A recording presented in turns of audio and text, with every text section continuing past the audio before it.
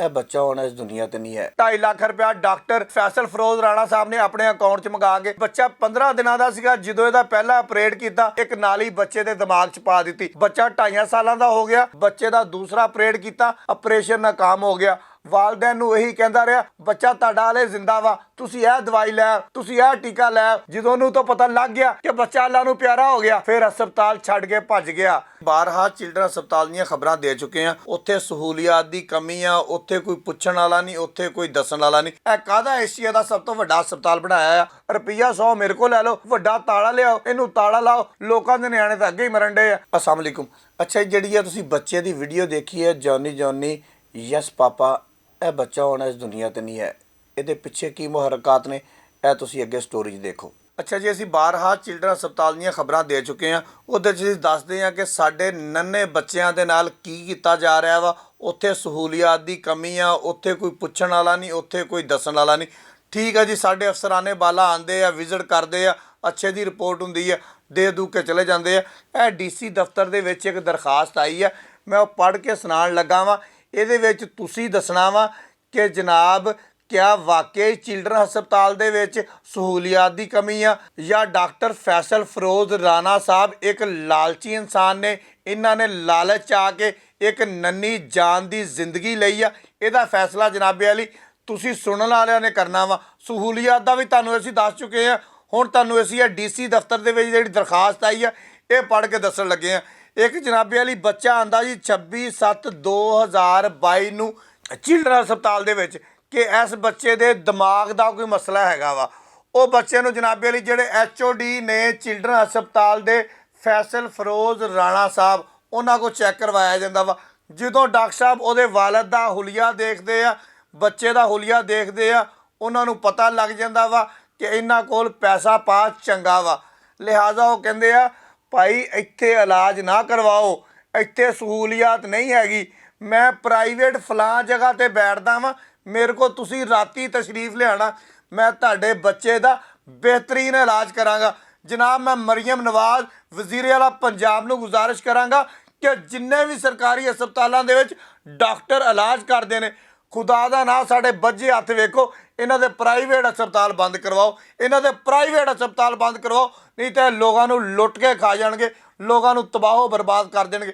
ਭਾਈ ਮੈਂ ਨਹੀਂ ਕਹਿ ਰਿਹਾ, ਇਹ ਜਿਹੜੀ ਡੀਸੀ ਦਫ਼ਤਰ ਦੇ ਵਿੱਚ ਦਰਖਾਸਤ ਆਈ ਹੋਈ ਆ ਇਹ ਕਹਿ ਰਹੀ ਆ। ਉਹਨੇ ਬੱਚੇ ਨੂੰ ਬੁਲਾ ਲਿਆ ਜੀ ਆਪਣੇ ਪ੍ਰਾਈਵੇਟ ਕਲੀਨਿਕ 'ਤੇ, ਪ੍ਰਾਈਵੇਟ ਕਲੀਨਿਕ 'ਤੇ ਬੱਚੇ ਦਾ ਟ੍ਰੀਟਮੈਂਟ ਸ਼ੁਰੂ ਹੋ ਗਿਆ। ਟ੍ਰੀਟਮੈਂਟ ਹੁੰਦਾ ਰਿਹਾ, ਆਪਣੇ ਅਕਾਊਂਟ ਦੇ ਵਿੱਚ ਪੈਸੇ ਮੰਗਵਾਉਂਦਾ ਰਿਹਾ, ਖਾਂਦਾ ਰਿਹਾ, ਪੀਂਦਾ ਰਿਹਾ। ਜਦੋਂ ਡੀਸੀ ਸਾਹਿਬ ਨੇ ਇਹ ਦਰਖਾਸਤ ਦੇਖੀ ਤੇ ਡੀਸੀ ਸਾਹਿਬ ਕਿਉਂਕਿ ਇੱਕ ਇਮਾਨਦਾਰ ਅਫੀਸਰ ਨੇ, ਉਹਨਾਂ ਨੇ ਵੀ ਸਿਰ ਫੜ ਲਿਆ, ਉਹਨਾਂ ਨੇ ਫੌਰੀ ਤੌਰ 'ਤੇ ਇਹਦੀ ਇਨਕੁਆਇਰੀ ਲਾਤੀ। ਅੱਛਾ ਜੀ, ਬੱਚਾ ਜਿਹੜਾ ਵਾ ਉਹਨੂੰ ਲੈ ਆਂਦਾ ਜੀ ਪ੍ਰਾਈਵੇਟ ਹਸਪਤਾਲ ਦੇ ਵਿੱਚ। ਉਦਣ ਬੱਚੇ ਦੀ ਉਮਰ ਸੀ ਸਿਰਫ 15 ਦਿਨ। ਬੱਚੇ ਦਾ 2.5 ਸਾਲ ਪ੍ਰਾਈਵੇਟ ਇਲਾਜ ਕੀਤਾ ਇਸ ਡਾਕਟਰ ਨੇ, ਹਰ ਫੇਰੇ ਦਾ 8000 ਰੁਪਇਆ ਲੈਂਦਾ ਰਿਹਾ। ਉਸ ਤੋਂ ਬਾਅਦ ਜਿਹੜਾ ਆਪਰੇਸ਼ਨ ਕਰਦਾ ਰਿਹਾ, ਜਿਹੜੀਆਂ ਦਵਾਈਆਂ ਦਿੰਦਾ ਰਿਹਾ। ਅਸੀਂ ਪਹਿਲੀ ਵਾਰੀ ਜ਼ਿੰਦਗੀ ਦੇ ਵਿੱਚ ਸੁਣਿਆ ਵਾ ਕਿ ਡਾਕਟਰ ਦੇ ਅਕਾਊਂਟ ਦੇ ਵਿੱਚ ਵੀ ਪੈਸੇ ਜਾਂਦੇ ਆ। ਡਾਕਟਰ 2.5 ਲੱਖ ਆਪਣੇ ਅਕਾਊਂਟ ਦੇ ਵਿੱਚ ਮੰਗਵਾਉਂਦਾ ਰਿਹਾ ਤਾਂ ਕਿ ਹਸਪਤਾਲ ਜਿਹੜਾ ਪ੍ਰਾਈਵੇਟ ਸੀਗਾ ਉਹਨੂੰ ਵੀ ਚੂਨਾ ਲਾਉਂਦਾ ਰਹੇ। ਪਹਿਲੇ ਆਪਣੇ ਚਿਲਡਰਨ ਹਸਪਤਾਲ ਨੂੰ ਚੂਨਾ ਲਾਇਆ, ਫਿਰ ਪ੍ਰਾਈਵੇਟ ਹਸਪਤਾਲ ਨੂੰ ਚੂਨਾ ਲਾਇਆ। ਪਤਾ ਨਹੀਂ ਆ ਜਿਹੜੀ ਪੇਟ ਦੀ ਦੋਜ਼ਖ ਆ ਇਹ ਕਿੱਦਾਂ ਭਰਨੀ ਆ।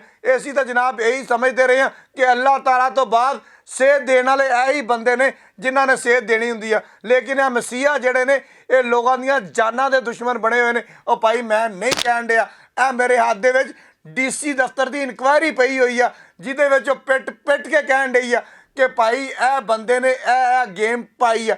ਫਿਰ ਅੱਗੇ ਚਲੋ ਜਨਾਬੇ ਵਾਲੀ, ਇੱਥੇ ਵੀ ਨਹੀਂ ਖਲੋਤਾ।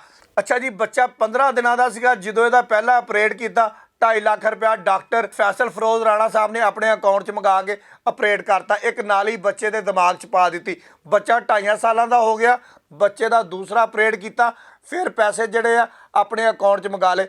ਇਸ 2.5 ਸਾਲ ਦੇ ਦੌਰਾਨ ਫੀ ਫੇਰਾ 8000 ਰੁਪਇਆ ਹਰ 15 ਦਿਨਾਂ ਬਾਅਦ, ਹਰ ਮਹੀਨੇ ਬਾਅਦ ਡਾਕਟਰ ਸਾਹਿਬ ਵਸੂਲ ਕਰਦੇ ਰਹੇ। 2.5 ਸਾਲਾਂ ਬਾਅਦ ਦੁਬਾਰਾ ਆਪਰੇਸ਼ਨ ਕੀਤਾ, ਆਪਰੇਸ਼ਨ ਨਾਕਾਮ ਹੋ ਗਿਆ।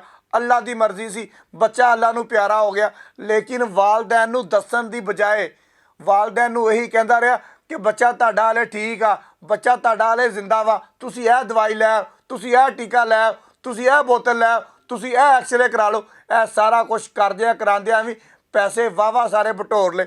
ਫਿਰ ਐਂਡ ਕੀ ਹੋਇਆ? ਜਦੋਂ ਉਹਨੂੰ ਤਾਂ ਪਤਾ ਲੱਗ ਗਿਆ ਕਿ ਬੱਚਾ ਅੱਲਾ ਨੂੰ ਪਿਆਰਾ ਹੋ ਗਿਆ, ਫਿਰ ਹਸਪਤਾਲ ਛੱਡ ਕੇ ਭੱਜ ਗਿਆ।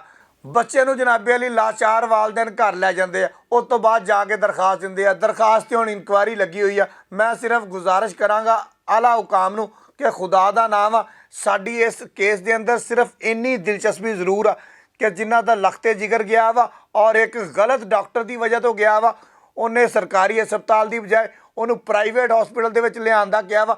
ਇਹ ਸਾਰੇ ਮਾਮਲੇ ਦੀ ਇੱਕ ਸ਼ਫਾਫ ਇਨਕੁਆਇਰੀ ਕਰੋ। ਜੋ ਬਣਦਾ ਸਰਦਾ ਵਾ ਉਹ ਡਾਕਟਰ ਨੂੰ ਸਜ਼ਾ ਦਿਓ, ਲੇਕਿਨ ਉਸ ਬੁੱਢੇ ਵਾਲਦੈਨ, ਉਸ ਗਰੀਬ ਵਾਲਦੈਨ ਦੀ ਜਿਹੜੀਆਂ ਚੀਜ਼ਾਂ ਵੀ ਇਸ ਡਾਕਟਰ ਨੇ ਹਥਿਆਈਆਂ ਵਾ ਉਹ ਵਾਪਸ ਹੋਣੀਆਂ ਚਾਹੀਦੀਆਂ ਵਾ। ਅੱਛਾ ਜੀ, ਮੇਰੀ ਹੁਣ ਮਰੀਮ ਨਵਾਜ਼ ਵਜ਼ੀਰ ਆਲਾ ਪੰਜਾਬ, ਕਮਿਸ਼ਨਰ ਫੈਸਲਾਬਾਦ, DC ਫੈਸਲਾਬਾਦ ਅੱਗੇ ਇੱਕ ਸਵਾਲ ਆ ਕਿ ਇਹ ਬੰਦਾ ਹੁਣ ਸਿਰਫ ਦਰਖਾਸਤਾਂ ਵਾਸਤੇ ਮਾਰਾ ਫਿਰ ਰਿਹਾ, ਕਦੀ ਉੱਥੇ ਕਦੀ ਉੱਥੇ। ਇਹਦੀ ਗੱਡੀ ਵੇਚ ਗਈ, ਇਹਦਾ ਘਰ ਵੇਚ ਗਿਆ, ਇਹਦਾ ਸਾਰਾ ਕੁਝ ਵੇਚ ਗਿਆ। ਸਭ ਤੋਂ ਪਹਿਲੇ ਤਾਂ ਇਹਦਾ ਸਾਰੀਆਂ ਚੀਜ਼ਾਂ ਇਹਨੂੰ ਵਾਪਸ ਲੈ ਕੇ ਦਿੱਤੀਆਂ ਜਾਣ। ਦੂਸਰੀ ਗੱਲ ਜਿਹੜੀ ਆ, ਫਿਰ ਮੈਂ ਇਹਨਾਂ ਹੀ ਅਫਸਰਾਨੇ ਬਾਲਾ ਨੂੰ ਕਹਾਂਗਾ, ਇਹ ਕਾਹਦਾ ਏਸ਼ੀਆ ਦਾ ਸਭ ਤੋਂ ਵੱਡਾ ਹਸਪਤਾਲ ਬਣਾਇਆ ਆ? ਅਗਰ ਇਹਨਾਂ ਲੋਕਾਂ ਨੇ, ਡਾਕਟਰਾਂ ਨੇ ਪ੍ਰਾਈਵੇਟ ਹੀ ਆ ਕੇ ਇਹਨਾਂ ਲੋਕਾਂ ਦਾ ਇਲਾਜ ਕਰਨਾ ਵਾ ਤੇ ਫਿਰ ਮਿਹਰਬਾਨੀ ਕਰੋ ਰੁਪਈਆ 100 ਮੇਰੇ ਕੋਲ ਲੈ ਲਓ, ਵੱਡਾ ਤਾਲਾ ਲਿਆਓ, ਇਹਨੂੰ ਤਾਲਾ ਲਾਓ। ਤੁਸੀਂ ਆਪਣੇ ਘਰ ਰਾਜ਼ੀ, ਅਸੀਂ ਆਪਣੇ ਘਰ ਰਾਜ਼ੀ। ਲੋਕਾਂ ਦੇ ਨਿਆਣੇ ਤਾਂ ਅੱਗੇ ਹੀ ਮਰਨ ਡੇ ਆ। ਅੱਛਾ ਜੀ, ਅਸੀਂ ਸਿਰਫ ਐਸੇ DC ਦਫ਼ਤਰ ਦੀ ਇਨਕੁਆਇਰੀ ਤੇ ਨਹੀਂ ਰਹੇ, ਅਸੀਂ ਡਾਕਟਰ ਫੈਸਲ ਫਰੋਜ਼ ਰਾਣਾ ਸਾਹਿਬ ਦੇ ਨਾਲ ਕੱਲ੍ਹ ਰਾਬਤਾ ਕੀਤਾ। ਉਹਨਾਂ ਨੂੰ ਕਿਹਾ ਜਨਾਬ ਦਾ ਕੀ ਇੱਥੇ ਮੌਕਫ ਹੈਗਾ। ਪਹਿਲੇ ਤਾਂ ਉਹ ਪੈਰਾਂ ਤੋਂ ਥੋੜ੍ਹਾ ਜਿਹਾ ਉੱਠੇ। ਬਾਅਦ ਜਦੋਂ ਉਹਨਾਂ ਨੂੰ ਦੱਸਿਆ ਕਿ ਜਨਾਬ ਤੁਸੀਂ ਲੁੱਟਿਆ ਵਾ, ਤੁਸੀਂ ਮਾਰਿਆ ਵਾ, ਤੁਸੀਂ ਬੱਚੇ ਦੀ ਜ਼ਿੰਦਗੀ ਲਈ ਆ, ਫਿਰ ਉਹਨਾਂ ਨੇ ਜਨਾਬੇ ਵਾਲੀ ਫੌਰੀ ਤੌਰ 'ਤੇ ਆਪਣੇ ਲੀਗਲ ਐਡਵਾਈਜ਼ਰ ਸਾਹਿਬ ਨੂੰ ਕਿਹਾ ਕਿ ਇਹਨਾਂ ਬੰਦਿਆਂ ਨਾਲ ਰਾਬਤਾ ਕਰੋ ਅਤੇ ਇਹਨਾਂ ਦੇ ਨਾਲ ਮੁਕਾ ਕਰੋ, ਇਹਨਾਂ ਦੇ ਨਾਲ ਬਹਿ ਕੇ ਗੱਲ ਕਰੋ। ਪਰ ਉਹਨਾਂ ਨੂੰ ਸ਼ਾਇਦ ਇਸ ਗੱਲ ਦਾ ਅੰਦਾਜ਼ਾ ਨਹੀਂ ਹੈ ਕਿ ਅਸੀਂ ਨਾ ਜਨਾਬ ਸਾਰੀ ਉਮਰ ਵਿਕੇ ਆ, ਨਾ ਸਾਰੀ ਉਮਰ ਸਾਨੂੰ ਕੋਈ ਦਬਾ ਸਕਿਆ ਵਾ। ਜਿਹੜੀ ਗੱਲ ਆ ਡੰਕੇ ਦੀ ਚੋਟ 'ਤੇ ਕਰਾਂਗੇ। ਬੱਚਾ ਬਿਮਾਰ ਸੀਗਾ, ਬੱਚਾ ਤਾਈਓ ਤੁਹਾਡੇ ਕੋਲ ਆਇਆ। ਅਗਰ ਬੱਚਾ ਤੰਦਰੁਸਤ ਹੁੰਦਾ ਤਾਂ ਤੁਹਾਡੇ ਕੋਲ ਇਲਾਜ ਵਾਸਤੇ ਨਾ ਆਉਂਦਾ। ਤੁਸੀਂ ਕਹਿੰਦੇ ਹੋ ਕਿ ਜਿਹੜੇ ਅਕਾਊਂਟ ਦੇ ਵਿੱਚ ਪੈਸੇ ਮੰਗਾਏ ਸੀ ਉਹ ਅਸੀਂ ਵਾਪਸ ਕਰ ਦਿੱਤੇ ਆ। ਤੇ ਜਨਾਬ ਪਹਿਲੇ ਮੰਗਾਏ ਕਿਉਂ ਸੀ? ਅਗਰ ਮੰਗਾਏ ਸੀ ਤੇ ਕਿਉਂ ਮੰਗਾਏ ਸੀ? ਅਗਰ ਵਾਪਸ ਕੀਤੇ ਸੀ ਤੇ ਕਿਉਂ ਵਾਪਸ ਕੀਤੇ ਆ? ਇਹ ਸਾਨੂੰ ਨਾ ਵਜ਼ਾਹਤਾਂ ਦਿਓ। ਅਸੀਂ ਤੁਹਾਡਾ ਮੌਕਫ ਲੈਣਾ ਸੀਗਾ। ਇਹ DC ਦਫ਼ਤਰ ਦੇ ਵਿੱਚ ਜਾ ਕੇ ਆਪਣਾ ਬਿਆਨ ਦੇਵੋ ਤੇ ਉੱਥੇ ਫੈਸਲਾ ਹੋਏਗਾ ਕੀ ਹੋਣਾ ਕੀ ਨਹੀਂ।